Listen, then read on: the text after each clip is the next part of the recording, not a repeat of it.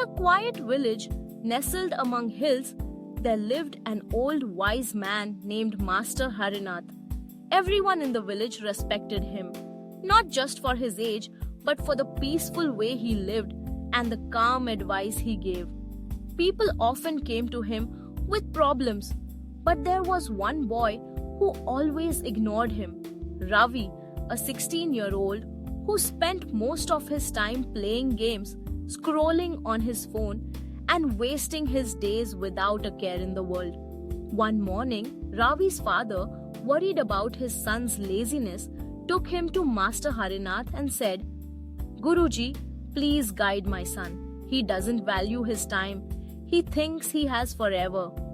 Master Harinath smiled and looked at Ravi, then said, "Come walk with me tomorrow morning at 4 a.m. sharp. I want to show you something." Ravi rolled his eyes, but agreed. The next morning, half asleep and annoyed, Ravi joined the master. They walked silently through the forest as the sky was still dark. At around 5 a.m., the sun began to rise. Master Harinath stopped, pointed at the horizon, and said, "Look at the sunlight touching the mountain. It's just a few minutes, but it changes everything." They continued walking until they reached a river. The old man pointed again. "See the water? It never stays still. Time is like that. If you don't use it, it flows away forever." Ravi was quiet, still unsure where this was going. Then Master Harinath gave Ravi a small pouch of gold coins and said, "You have only 10 minutes. Use these coins wisely. You can go to any of the shops in the market ahead and spend them. After 10 minutes, everything will be taken back." Ravi ran. He first bought sweets. Then he saw some cool toys, then clothes. But as he kept moving, he saw a bookshop offering rare knowledge scrolls and another selling tools to build inventions. He rushed to buy them, but his time was up. A voice echoed, "Your 10 minutes are over." All the shops vanished. The coins were gone. Ravi was left with sweets and toys, things he didn't really need.